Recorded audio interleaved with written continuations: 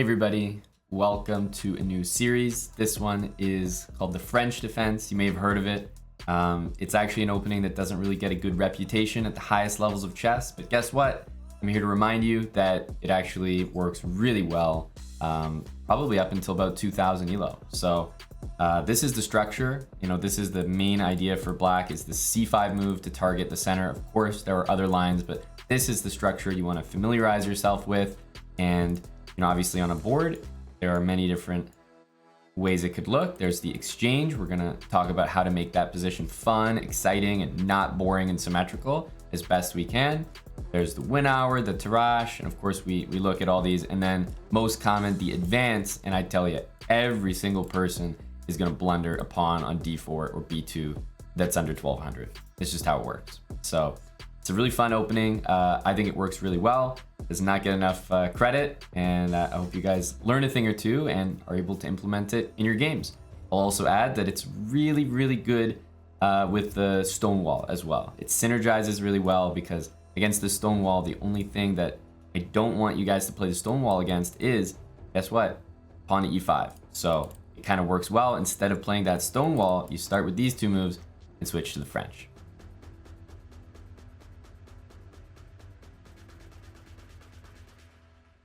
All right, well, we can even go ahead and pre-move this. And it will be a French. The French is a totally different opening from the English.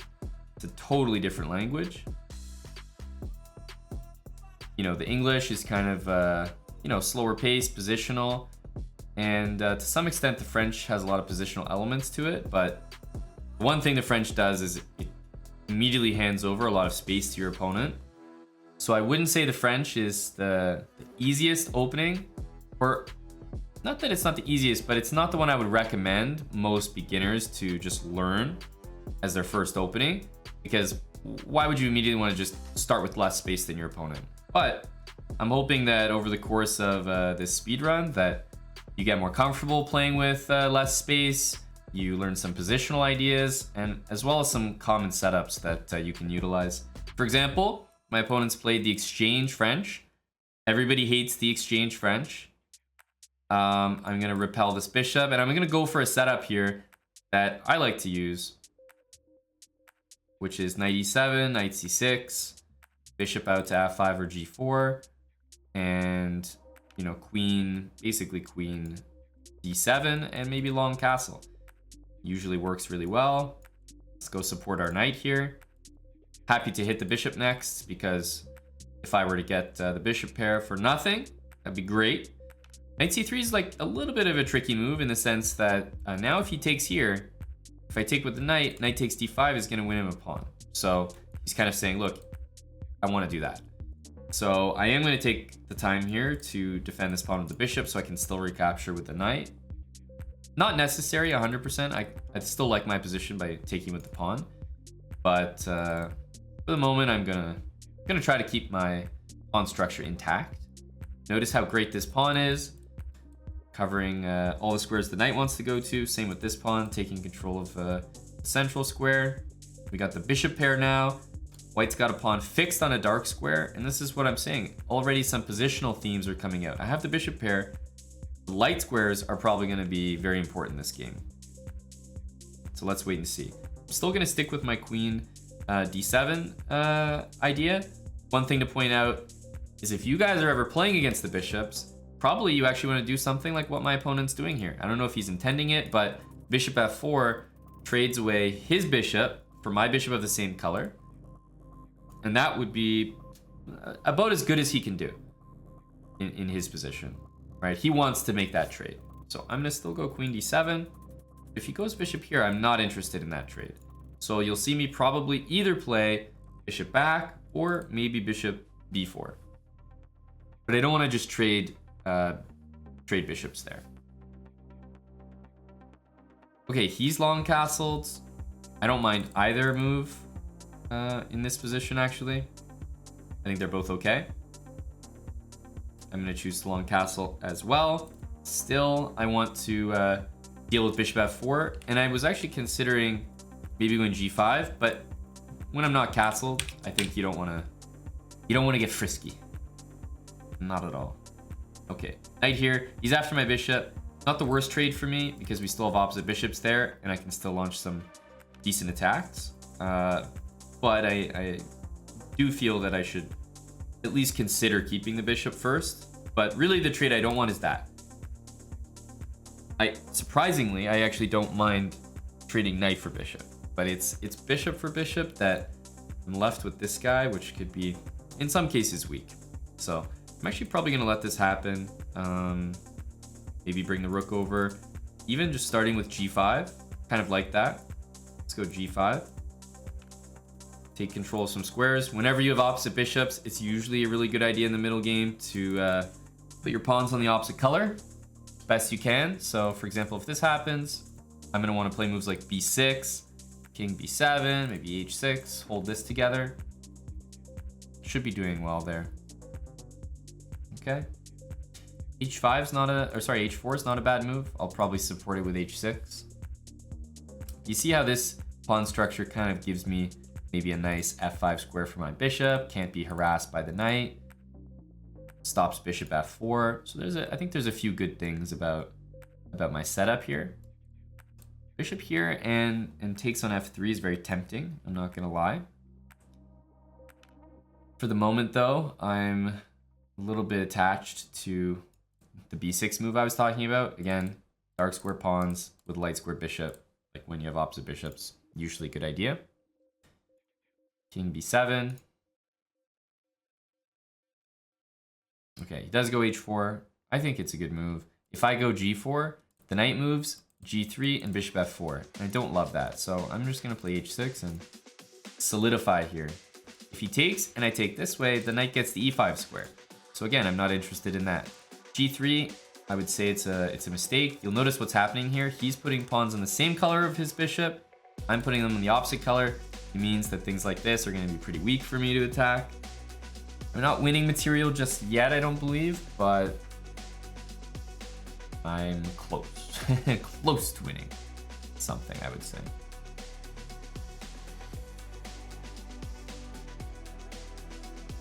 Bishop d2 is basically forced. My knight's still a bit loose here, so I can't just bring the queen in immediately. Bishop here, bishop takes, knight takes, d4, queen g4 check. And I'm forced then to play knight back. And, well, that's the line I was calculating. He instead plays this move, which means he basically loses on the spot. Not only does he lose the knight, the queens get exchanged, and he loses the exchange after. So he's going to be down a full rook here. Now if I take back, he gets to play that, so I'm going to try to avoid that. Let's just take this. Open up my rook. Again, we're up a full rook. A useful square to remember in the French is the c4 square. It may very well come in handy, and here it is a screamer. So if you're ever in a position like this, dark square bishop, all these dark square pawns, you should be trying to plant your knight on a light square. e4 would be great, c4 would be great, f5 would be great. There's a lot of very good options. Even a4 is decent, but there's way better than a4 available here. And my opponent was playing well until that queen move. Absolutely. Okay, I'll start with this. Put some pressure on the pawn. See how he defends it, whether it's with the bishop or the rook. Or if he defends it, rather. With the bishop, and if king d2, then our knight maneuver comes with tempo. Yay.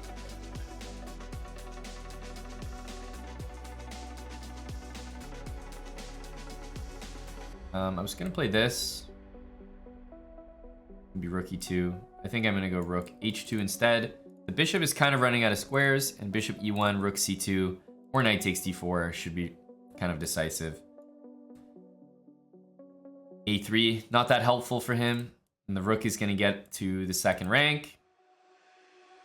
And we actually have a very similar position to last time with the amount of material we have extra. Rook and a knight extra. No one can resist a check. No one. It had to be a check. Yeah, and we want to mate the guy, so we're just gonna take here, and essentially, there's no way he can stop both checkmates. So we go here, for example, he can go there, and then we go there, and you know, try to stop both of them. It's not possible.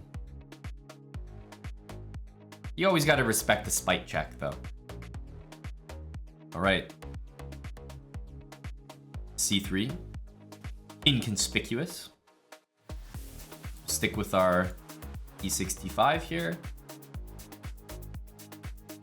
For the most part, as black, when you play E65 against a D4 opening, you can pretty much guarantee that knight F6, bishop E7, and castle will get you out of the opening, you know, scot-free.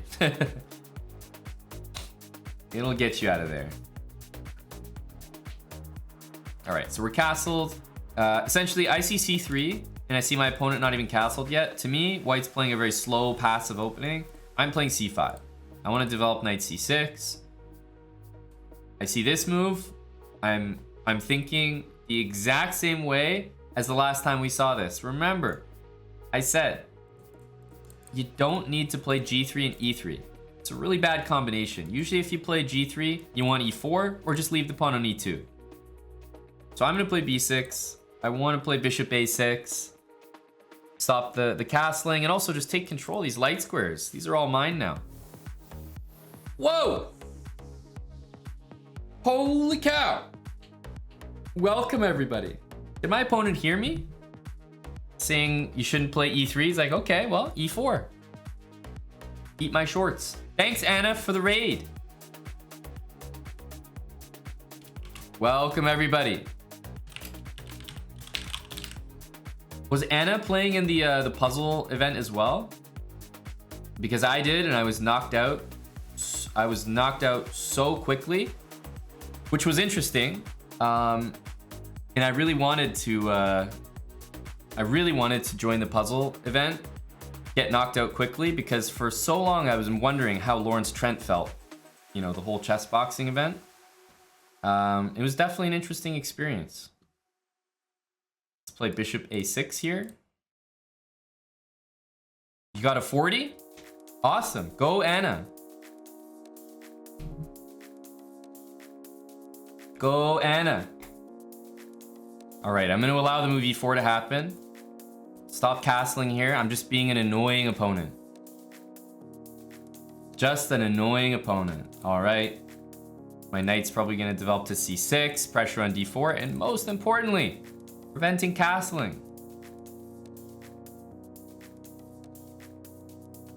Okay. Knight C6. Again, no castling here is totally frustrating. Might look like a normal position. The fact that white can't castle is actually quite relevant. Do we want the rook, or do we want to open things even more with a move like F6? I'm kind of leaning towards that. I think the position might call for just, you know, just opening it up completely. How you guys doing? I just started a new speed run. If you came here from Anna's channel, hope you stick around. We just started a speed run where with white pieces, I'll be playing C4. Black pieces, I'll be playing E6 against everything, no matter what, which means we'll probably see a lot of the English opening, and we'll probably see a lot of the French defense. Of course, if white plays D4, I'll still play E6, and we might get a game like this. This is not the French by any means, but the structure is similar, and I think you guys will learn a thing or two if you want to stick around. We just started it. You're here at a good time. Started at 800 elo, and I've made the account so that it only gains rating like pretty slowly, which means that we'll get to enjoy the rise, the meteoric rise. I'm gonna take with the knight here. Pawn takes here. I might go even a little more aggressive with a move like knight G4. This game is gonna be loosey-goosey because we got a raid and we're also still stopping that king from castling. I'm just trying to be annoying as best I can. Gotta play some enterprising chess for the people here. JC Digital Girl, thanks so much for the 5 subs. Thanks, JC and Ambit Gambit. 10 gifted subs. Thank you, Ambit.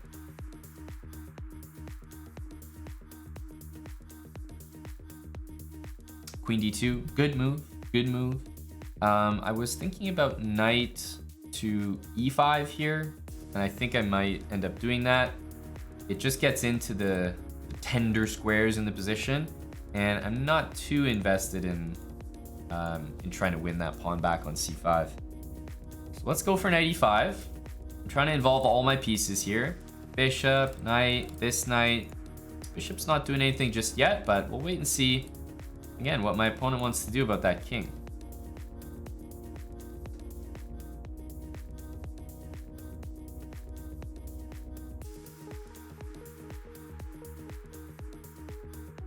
And yes, we are down a pawn there, but this whole pawn capture stuff, that whole business, I'm not too worried about.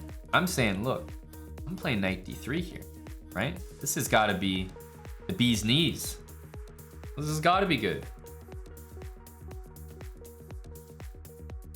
Knight d3 check. So now my opponent for sure can't castle. That's a good thing. How do we want to play next? We know we've got the edge here, because the king can't castle, but okay, we can't take on f2 for the moment. I could take back on b6, but I'm trying to think what the best continuation is. I'm actually really interested in maybe playing e5 and e4. Is that crazy? Is that just insane?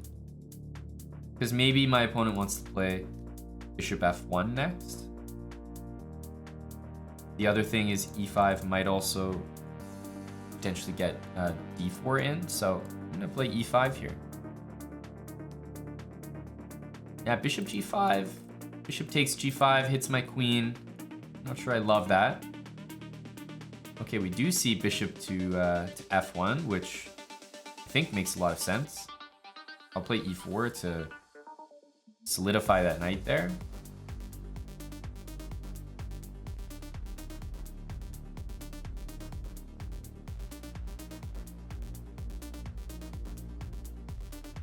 Knight d4. Hey, it's a great looking square for the knight.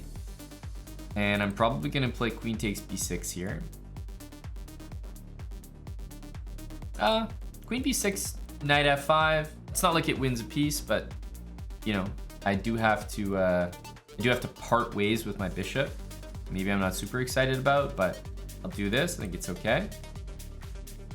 White's king is a big issue here. This guy. It's a type of advantage that when you're looking at the position now, it doesn't look like much, but if you flip the board and this was your position, it would be feeling awful. It's just one of those things. It always looks a lot worse to actually have it happen to you. But this knight on d3 is a monster. So if we take king goes maybe to c1, and I'm not sure we're actually surviving after that, so let's go ahead and go queen e6, or could be queen anywhere. There was a little bit of fun to be had maybe with rook takes f5, but we'll keep it nice and principled here. Again, monster knight. Rook b8 next is going to put a lot of pressure. Definitely going to take with the bishop. That king. Tough to move. Okay, let's put some pressure on that pawn. We want to get on the open file for us here. And I'm interested in kind of like weaseling my way into the position if I can. Also rook f3, rook f8. Start to double over there. When this bishop moves, there might be rook to d3. And my queen can sort of snake in on the light squares. The thing about opposite bishops is it's pretty much always the case that opposite bishops are drawish, but that's when the queens aren't on the board. So take these queens off the board. I think my opponent has very reasonable chances. Leave the queens on the board and start to get a little concerned. Okay, let's double the rooks. Can we make some threats here? H6. Some habits. King H7. My opponent is, I want to say unhappy, but I don't even believe it. I don't even believe it. I'm trying to say that my position's good here, but maybe the first kind of not so good move. Man, really not a bad game from my opponent here. Gotta take the Anna Kramling gold hats off to Miri 156. Damn it. All right, E4. Looks like we'll get a French. What line will we get though? D3, knight F3, D4, and again, many moves, advanced, exchange. We get the French advanced, which means we can take a look at these lines for the first time. C5. I think a decent rule of thumb is if your opponent doesn't play C3, just take the pawn. Like at the lower elos, I find that players who play the French advanced have, like, it's impossible for them to keep this chain together. Like they end up blundering a center pawn or two really, really quickly.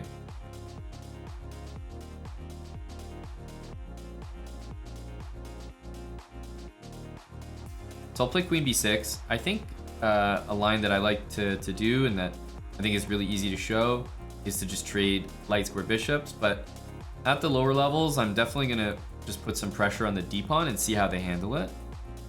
Remember, if you take right now, you will embarrass yourself and lose your queen to bishop b5.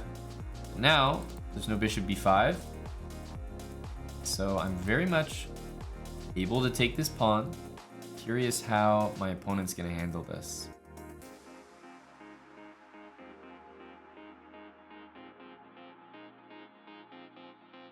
Yeah, and this is what I mean. To defend that pawn, well, we're giving up a lot of pressure down here. So this is why the French advance for white is a little questionable.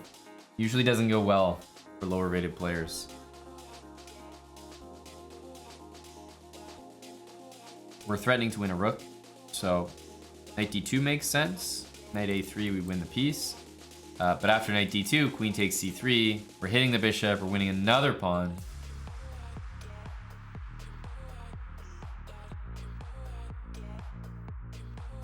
Let's see here. c4 looks good. Takes and takes. I mean, it's... Oh, a pre-move castle. Wow, that is ill-advised. I'll put it mildly. Pre-move castle. Very high energy. Okay, let's continue to take the pawns. And this is what I mean. I really do get the feeling that the whole center collapses more often than not at lower elos. Okay, so we have some options to sack our queen here, which are quite tempting. Queen a6 though makes the most rational sense. Let's trade. We're up a piece, so no need to mess around. Let's bring our other knight to the c6 square.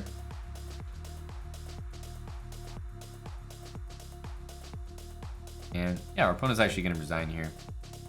I think at this level, resignation is definitely premature, but he might have known that the strength of the moves. He wasn't going to be making a comeback this game.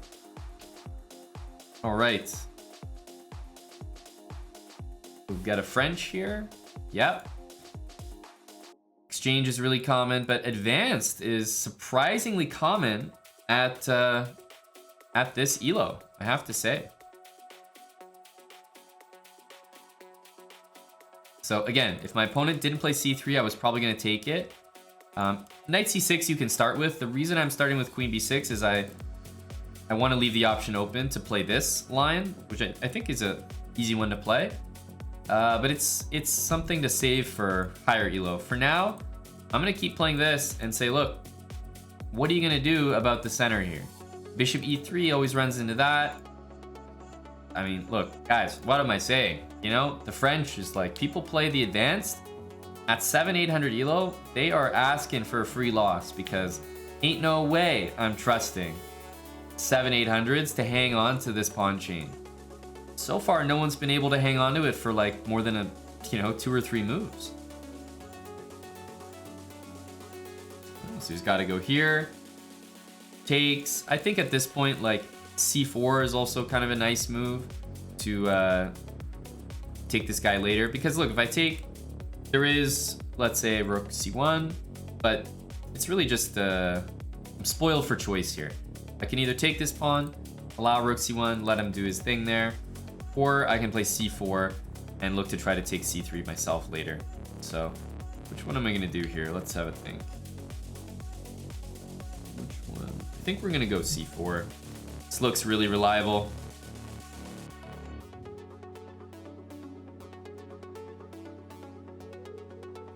Looks like a strange move, but it stops his development. You know, the c3 pawn is still hanging. White playing this move. Okay, I could go pawn hunting again, Yasser style. And a queen c1, then I could play the strange looking bishop a3. Very strong move. Bishop there. Hey, I'm I'm gonna take these pawns. And this is what I mean. I already have what I would say is a pretty commanding edge. And the game's just started. Knight h6 I'm gonna do. Knight e7 is fine to get to f5, but I like being able to move this bishop. And at this point in the game, I've won 2 pawns. I know my opponent doesn't really want to trade. Plus, if he trades, he's also undefending this pawn for later. So I get the 2 bishops. This pawn is super weak now, and I'm up 2 pawns, so trades are good. So that's why I played knight h6 there.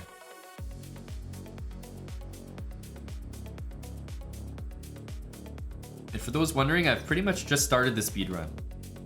Started at 800 elo, so we haven't got we haven't got very deep into the speed run yet.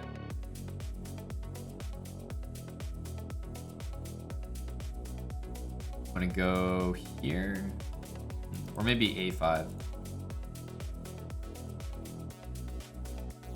Go to a3. If you sack here, my bishop's covering d6, and b5 I can't wait to play. b5 is gonna just solidify everything, clear extra pawns. Here we go. b5. I don't really have any interest in rushing knight b4 or anything. b5 is a key move for my position here. Knight here, for example, b4. Want to get this bishop developed. Probably d7 looks the best. Eyeballing the a4 square. Okay, while it can be taken, rook a2. I don't want to get caught up in those variations, so I'll just play bishop d7. Okay, I see this move. I'm immediately gonna play bishop e7 and just ask him, okay, what are you doing, buddy? I'm gonna attack your knight. You know, do you want to play g3? Probably not. So yeah, he's just gonna go right back. He's gonna go right back. So rook g8 here looks fairly decent. Just put it on an open file. Also rook g6 guards the pawn, and just like a solid square. I don't have to worry about bishop d3 hitting it. I'm thinking about rook b8 or rook c8. I know I haven't castled here, but that's one of the good things about the French, is that the center is really closed for the most part. So you don't always have to get castled or worry about being castled all the time.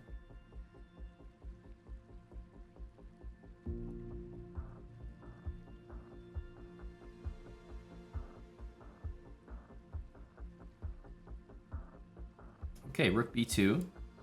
Eyeballing this guy. I'm gonna start with a6, because I might want to leave the option open for castling, so I'm not going to commit my rook just yet. I know a6 is a useful move. And there we go. Hitting the h6 pawn, which honestly is not the end of the world, but I think it's a decent move that he's come up with there. Queen c1, so we'll defend it. Knight h4 is covered. I think he might be considering knight h4, but we're okay for the moment. What I'm looking at is bishop takes a3, because now knight takes, queen takes. I think we're okay there. Right? And if rook a2, then we can take this queen. So I think now we can get away with bishop a3.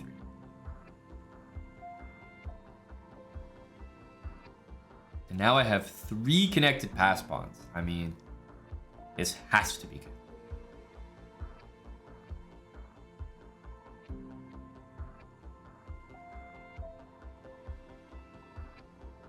Queen c2.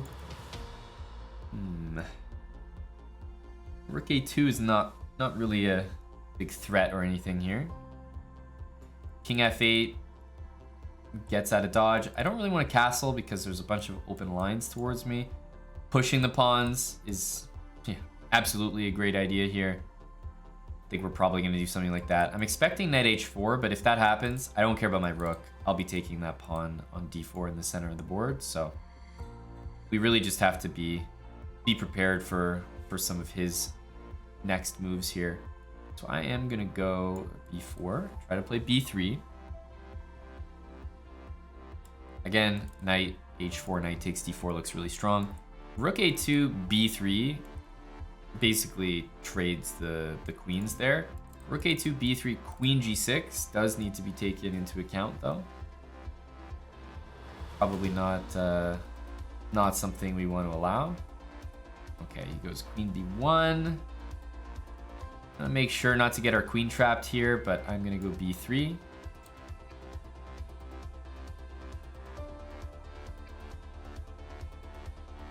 Again, if knight there, I would take on e4. So if he goes h5, I think we'll take a step back. Let's support this pawn. So now c3 is a real idea. Okay, slide the rook back. And queen c1 can be played to hit this pawn, but at this point, his queen is tied down to that rook, so I don't think it's anything to worry about. The difference here is just all these pawns. It's like those pawns that I was taking early on in the game. That's the difference. Yeah, if c3, maybe rook takes b3 works. Knight takes d4. I'm thinking maybe like some sort of sacrifice. Bishop c5. Doesn't really work, but I have a feeling that's what he's gonna do. So let's take here. It's a center pawn. This is quite a long, beautiful pawn chain. But if I was white here, I would definitely look to sacrifice. And the bishop looks better than the knight first, because you want to end up with your knight on d6. Even after it happens, I think we're okay. Just shuffle the king, but I think he's made a good decision there. Nicely done. d6. Move our king.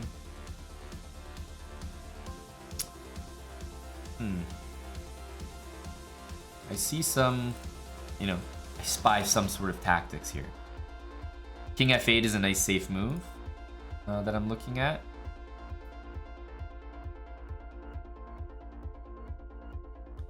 Let's do that just to get out of trouble. And knight here, queen takes. My opponent just doesn't have any threats. All the pieces are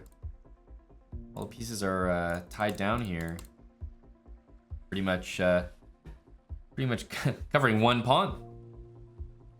All right, are we gonna get d4 here? Yes, we are. We've got main lines so far. This is perfect.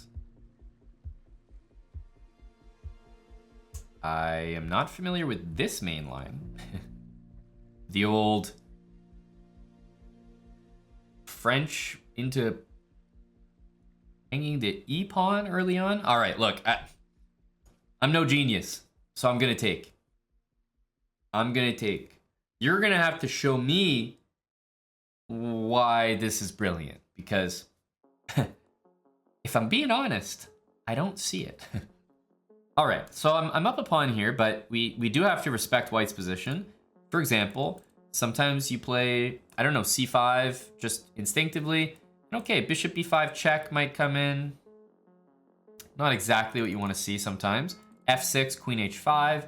So while this does look nice for me, so to speak, like it definitely is not what my opponent intended, I want to say.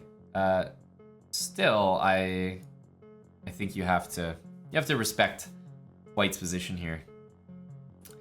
Bishop out. Okay, I'm gonna start with just a little bit of this. If he takes, pawn takes. I'm gonna kick your knight out, and I'm gonna look to play f5 and support this massive pawn chain. I think he was probably expecting queen takes, and then knight c3. Maybe I lose my pawn, but I like pawn takes here. I'm a fan. And I'm also a fan of c5 now.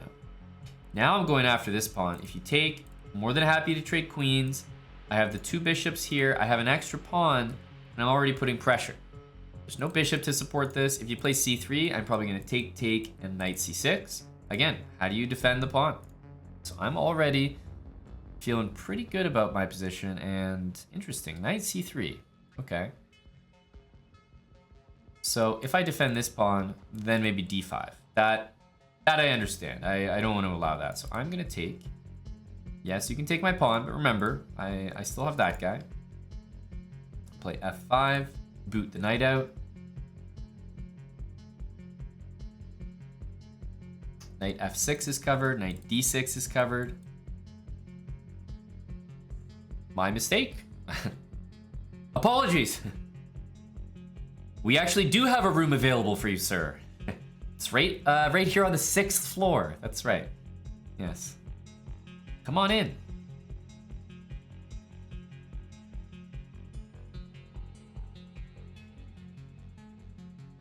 Didn't quite do the full addition there.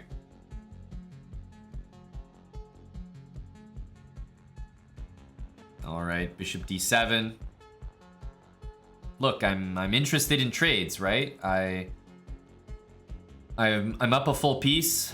Trades would be good here. Queen out very early. I'm probably gonna look to punish that by giving a check, because no matter which check I choose, this king is gonna have to make an unfortunate decision.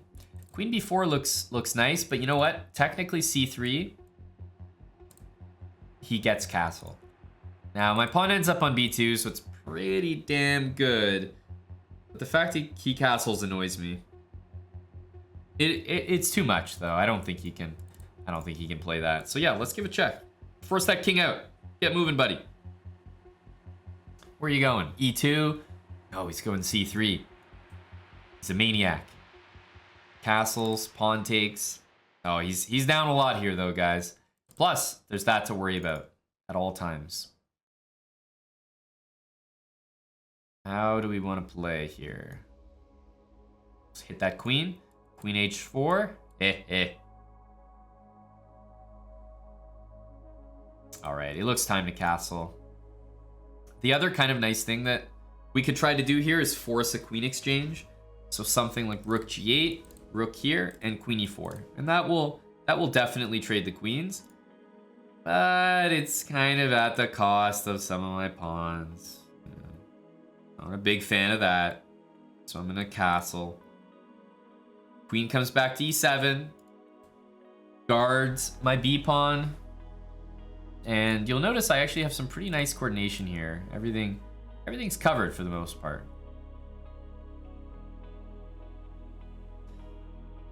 Queen g3, I'm more than happy to step aside and make way for my other rook.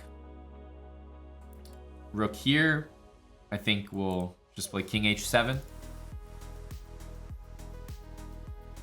It looks like he'd be making a threat against the pawn, but not really. Okay, let's get the rooks doubled. Knight e4 and knight g4 are amazing outposts now.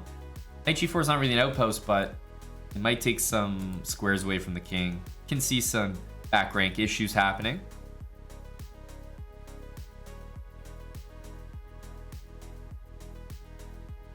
Okay, double the rooks. That's how you make them strong.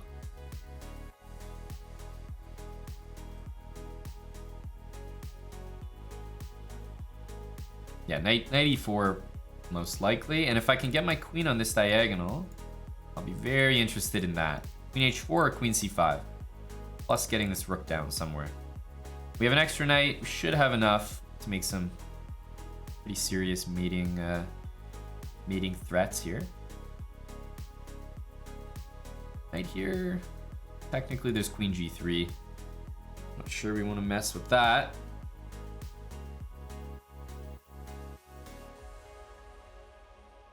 D3. Queen h5, knight g3 looks altogether likely. Queen h5, knight g3, queen h6. It looks menacing, but there's really no checks available. But after queen h5, I think what I will do, which is slightly more punishing, is I'll play queen f6, hit the rook. Now sure, you can have this if you want, but after knight g3, now there's not even queen takes h6. So he will be very, very displeased to find out that miraculously his queen is trapped.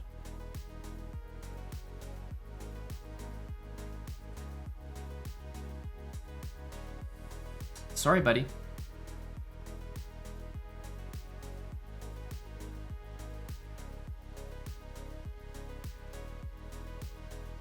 Everybody's working here. All the squares are covered.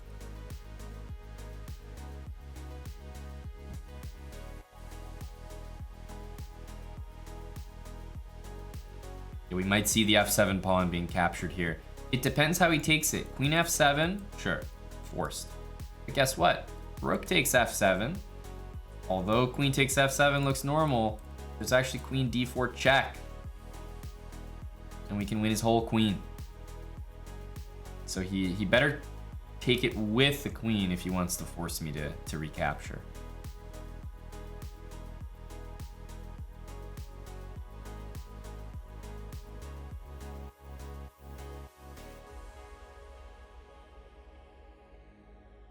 I think it's very likely he'll eventually decide on rook f7. Once you weigh all the options here, you realize you have no squares for the queen. At least rook f7 looks like a try.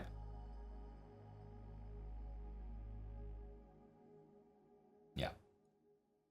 And after knight takes h5, we'll just... Hang on a sec. Hang on just a second. We don't even have to take his queen. If he goes here, we can take his rook first. And then we can pillage his queen.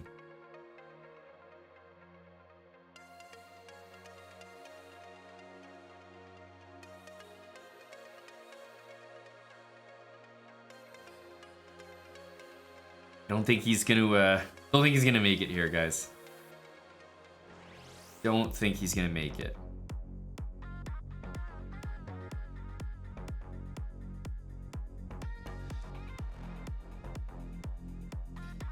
GG.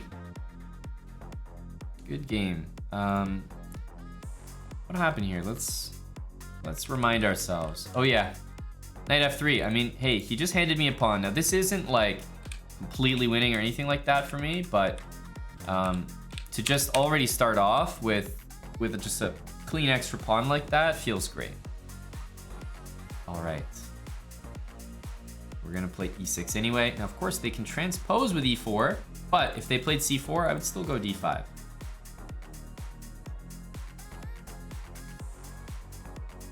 All right, and I tell you, this French advanced is so common. Very interesting stuff. b3, okay. b3 is a move that Black should be doing pretty well after, whoa, c4. Pardon me. What are we doing here? Okay, well, hey, this looks good, but I'm gonna start with pawn takes here, I think. Knight takes d4, I mean, tempting, but I'm trying to see if this one is a little bit better. No, actually, we'll go for this one. Knight takes d4, yeah. Because if takes, then yeah, my bishop suddenly maybe gets to f5. Bishop e3. And guys, what did I say? At this elo, that pawn chain is not lasting more than 2 moves. And here again, we see it.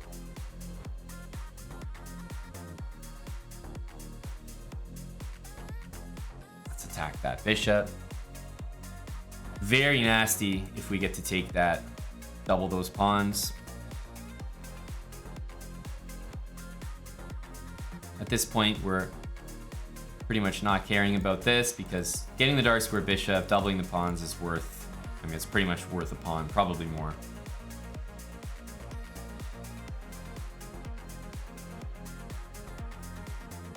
Oof. This game is not going swimmingly for my opponent.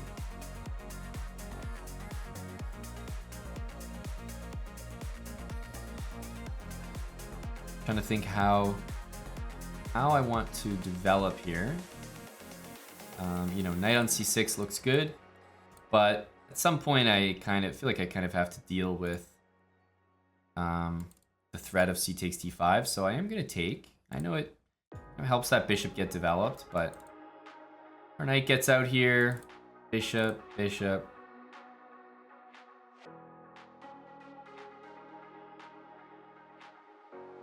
Hitting that pawn, I certainly expect knight f3.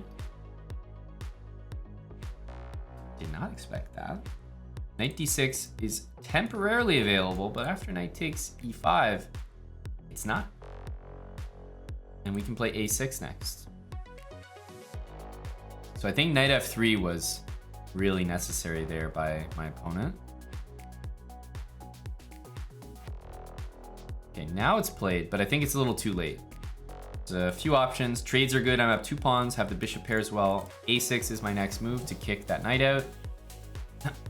I know knight g4 wins another pawn and even threatens a pawn after that, but it's moments like these where I just don't want to be too greedy.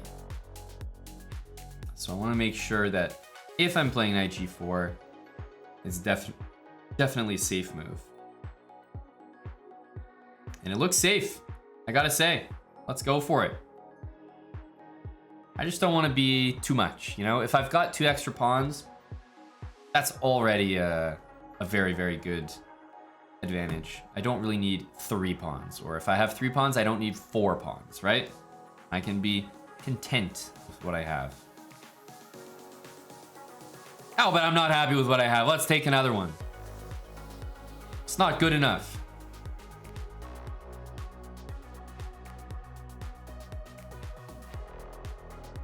We want more. More boar wants more. Okay, okay. What are we gonna do here?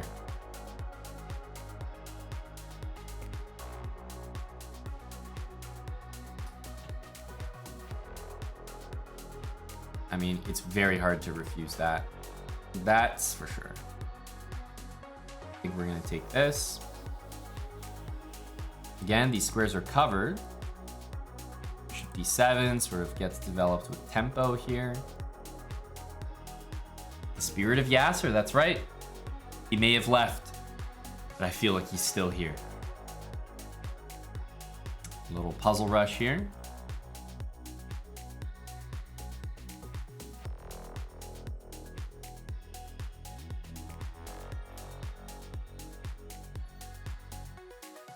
Queen takes a3. We win a knight there, and 1, 2, 3, 4 extra pawns. Plus, let's not forget the bishop pair as well. Extra piece, bishop pair, 4 pawns. I am living life right now.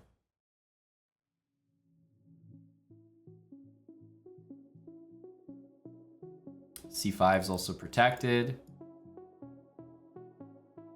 Bishop's on a great diagonal. I mean, look how exposed that king is. It's crazy. White castled, and the king is more unsafe after castling. Very rare.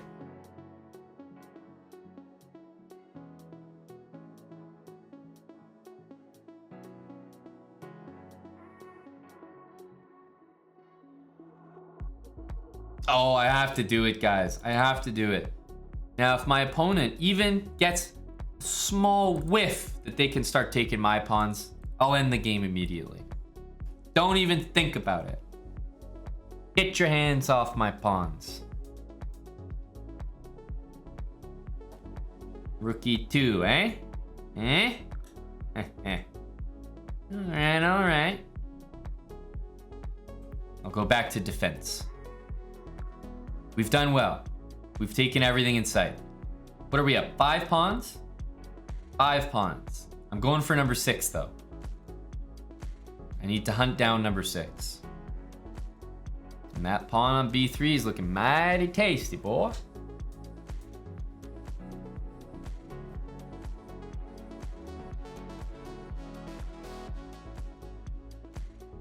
All right. I like the look of this. Number 6.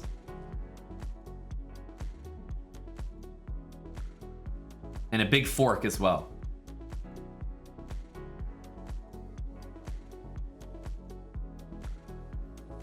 I'm still not happy, guys. Something doesn't sit right with me. I need to be up 7 pawns here, or it's just not good enough. It really isn't. We have to hold ourselves to high standards here.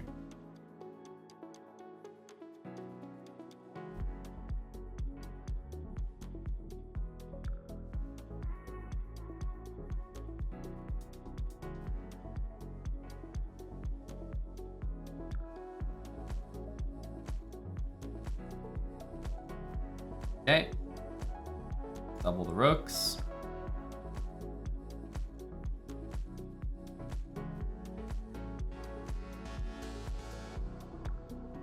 Take that. Thank you very much.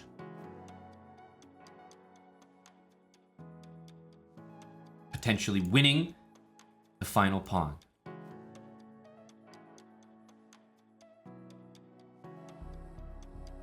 I would recommend locating the resignation button. I really would. Oh no. You're gonna want to resign. Oh no.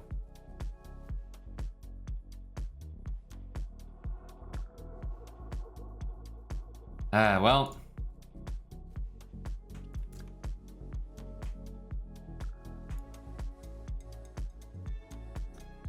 I tried to tell you.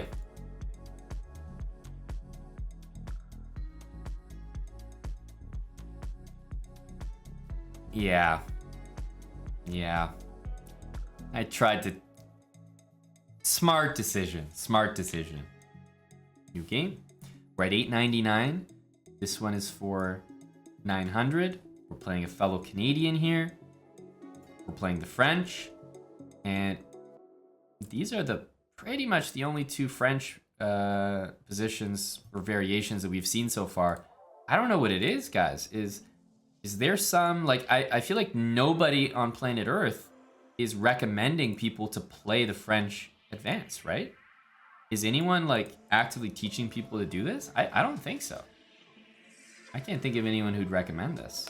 There's so many other French lines to play, but everyone does it. And again, let's see if this guy can hang on to the pawns. Because that seems to be the sticking point for these players, is that they all lose the pawns. I'm telling you.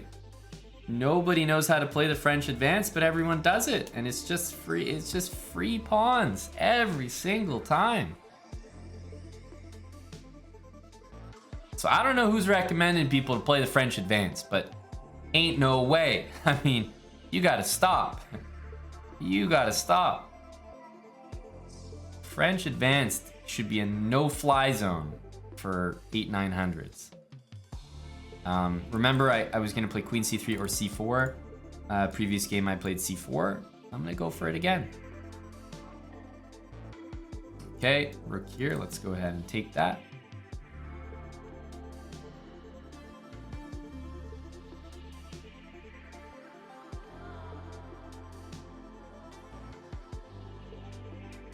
Yeah, Yeah, this is already working out quite nicely for me.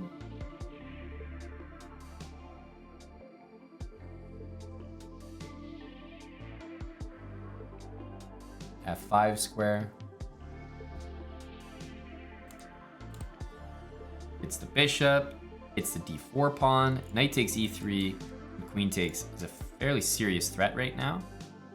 So he saved himself briefly from that, but I'm not sure that this is a permanent rescue mission. I'm gonna play h6. Get the bishop. Let's see where he wants to go.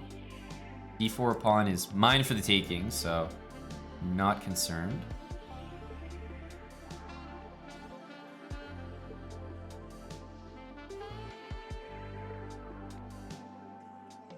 And I think I want to leave this knight here because I don't know about allowing queen a4 check in some lines. I'm gonna think what's the best way to capture here.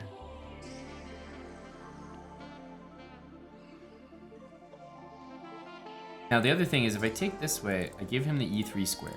So something like, you know, it is nice to have the knight here. So if I play g5, I can always take the bishop.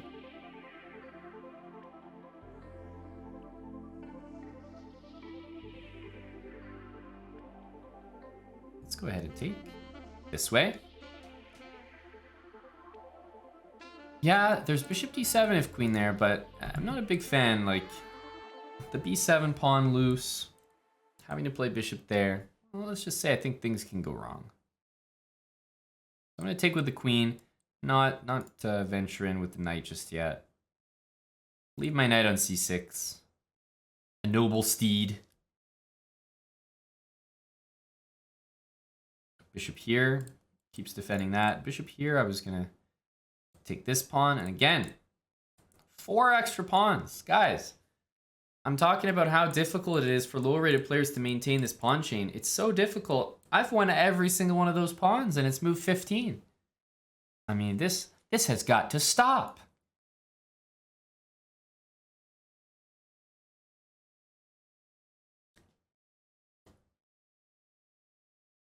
It's a lot of pawns. I mean, it's really a lot. Just gonna get developed, get castled.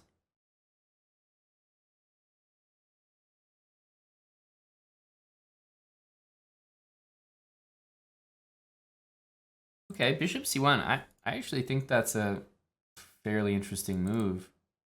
Like, I assume he wants to go bishop b2. You know, he's trying to reroute to a good diagonal. I respect that. Okay, knight d4. I think we'll take that.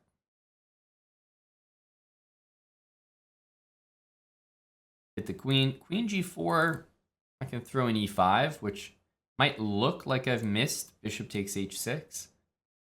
But then his queen will be hit. So I'm going to play it relatively quickly to look like, you know, oh. Whoa, I didn't even know you played queen g4. I just wanted to play e5. Whoa.